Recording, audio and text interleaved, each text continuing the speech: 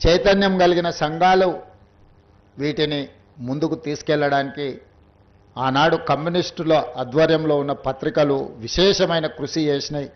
తెలంగాణ సాయుధ రైతాంగ పోరాటం ఈ దేశానికి ప్రపంచానికి ఆదర్శంగా నిలబడ్డదంటే ఆనాడు జరిగిన పోరాటాలను నిక్షిప్తం చేసి చరిత్రను ప్రజలకు అందించడానికి, భవిష్యత్ తరాలకు అందించడానికి కమ్యూనిస్టులు నిర్వహించే పత్రికలు కానీ కమ్యూనిస్టు భావజాలంతోనే ఈ అంశాలను క్రోడీకరించిన చాలామంది పెద్దలు ఈ తెలంగాణ సమాజానికి ఎంతో ఉపయోగపడ్డారు.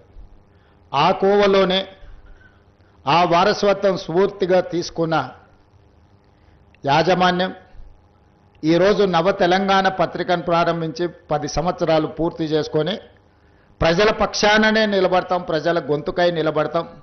పాలకులు ఎవరైనా సరే మేము ప్రతిపక్ష పాత్రనే, ప్రజల పక్షాన పాత్రనే వహిస్తామని చెప్పి ఈరోజు నవ తెలంగాణ యాజమాన్యం కావచ్చు, ఇందులో పనిచేసే పాత్రికేయ మిత్రులు కావచ్చు, ఒక కమిట్మెంట్తోని ఈరోజు పనిచేస్తున్నందుకు వాళ్ళని మనస్ఫూర్తిగా నేను అభినందిస్తున్నా.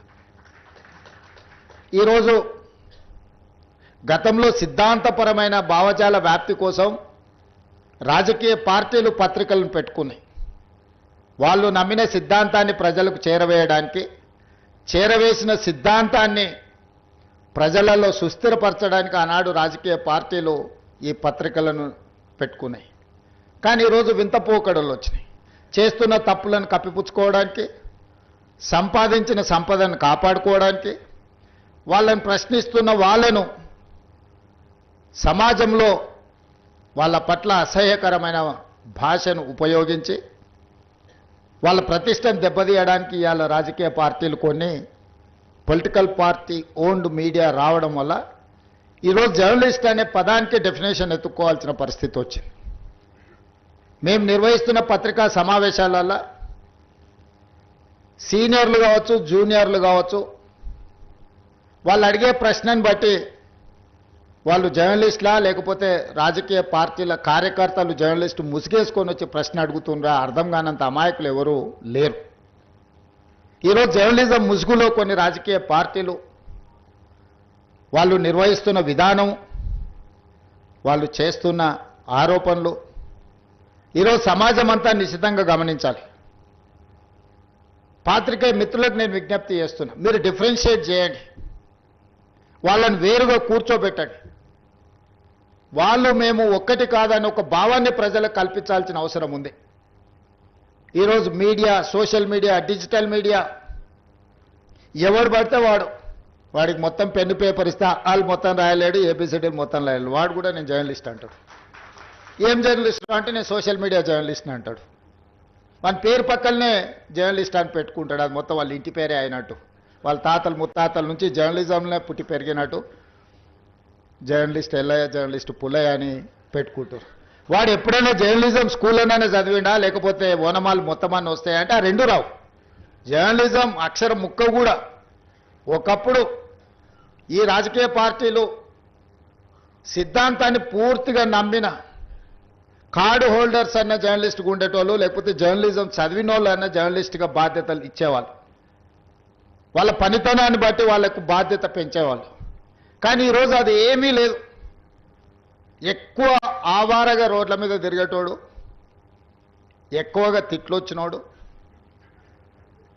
ఏదంటే అది మాట్లాడేటోడే ఈరోజు జర్నలిస్ట్ అనే ముసుగు తోడుకొని సోషల్ మీడియాలో అందరి పట్ల అసహ్యకరమైన భాషను ఉపయోగించే పరిస్థితులు వచ్చినాయి. అందుకే ఈరోజు రాజకీయ పార్టీ నాయకులుగా మేము మాట్లాడితే మీరు కూడా అప్పుడప్పుడు మాట్లాడతారు కదా సార్, మరి మీ సంగతి ఏందని అడుగుతారు. మరి అవతలలో అట్లా మాట్లాడితే సమాధానం ఎట్లా చెప్పాలో నాకు దారి దొరకడం లేదు. అందుకే నిజమైన జర్నలిస్టులు మీరు సెమినార్స్ నిర్వహించుకొని జర్నలిస్ట్ అనే పదానికి డెఫినేషన్ ఏందో డిఫైన్ చేయాల్సిన పరిస్థితి ఈరోజు సమాజంలో దాపురించింది. పత్రికా సమావేశాలకు కూడా ఎవరు పడితే వాడు లోపలికి వచ్చేసి మీకంటే ముందుగాల ముందల కుర్చీలో కూర్చుంటాడు. ఇంతకుముందు నేను చూస్తాను, ఒక 15 సంవత్సరాల క్రితం నేను ప్రజాప్రతినిధిగా ఎన్నికైనప్పుడు పత్రికా సమావేశాలు పెడితే సీనియర్ రాగానే సీనియర్ జర్నలిస్ట్ ఏ పేపర్ అన్నా ఉండని, లేకపోతే ఏ టీవీ అన్నా ఉండని, జూనియర్స్ ఎవరైనా ఉంటే సీనియర్స్ వస్తే ముందల సీట్లో కూర్చున్న వాళ్ళు కూడా లేచి వాళ్ళకి సీట్ ఇచ్చి వెనక్కి వెళ్ళి కూర్చునే వాళ్ళు, ఒకవేళ సీట్ లేకపోతే పక్కకు నుంచొని నోట్ చేసుకునేది.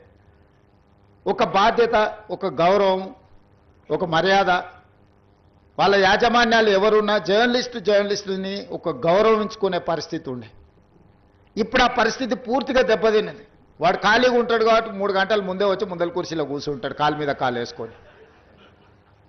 వాడికి ఆ వచ్చిన సీనియర్ జర్నలిస్టు వాళ్ళ జీవితాన్ని మొత్తం జర్నలిజంలో కలిపినరు. వాళ్ళు సిన్సియర్గా ప్రజా సమస్యల్ని విశ్లేషించడానికి, పరిశోధనలు చేయడానికి, వాళ్ళ జీవితాన్ని, ఆరోగ్యాన్ని ఫనంగా పెట్టి, కుటుంబాలను కూడా ఫనంగా పెట్టి, ప్రజల సమస్యలను తెలుసుకోవడానికి ఎక్కడెక్కడనో మారుమూల ప్రాంతాలకు వెళ్ళి రోజుల కొద్దీ ప్రజలలో మమేకమై ఆ సమస్యల్ని తెలుసుకొని వాళ్ళు రాసిందన్న సంగతి, పాలకులు చేస్తున్న తప్పులను పట్టుకోవడానికి నిరంతరం శ్రమించి విశ్లేషించి, మన ప్రాంతంలో జరిగిన విద్యుత్ ఉద్యమాల వెనుక ఇంత కఠోరమైన దీక్ష జర్నలిస్టులది ఉన్నది.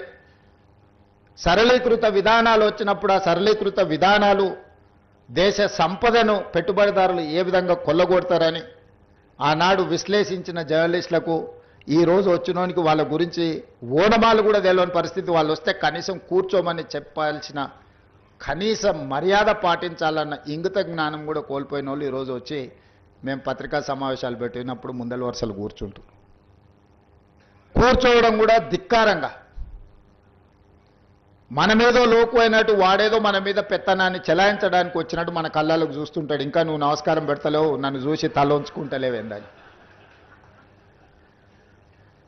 నాకైతే అప్పుడప్పుడు అనిపిస్తుంది దిగిపోయి పల్ల చెంపలు వలగొట్టాలని.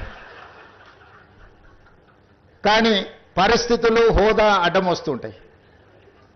గతంలో జర్నలిస్టులను చూస్తే మర్యాద ఇచ్చి పలకరించి ప్రెస్ మీట్ అయిపోయిన తర్వాత వాళ్ళతో 10 నిమిషాలు మాట్లాడి మేము చెప్పిన దాంట్లో ఏమన్నా లోపాలు ఉన్నాయా, లేకపోతే మేము చెబుతున్న ఉద్దేశం ఇదే అని వాళ్ళతో చిట్ చాట్ చేసేది, కొద్దిసేపు మాట్లాడేది.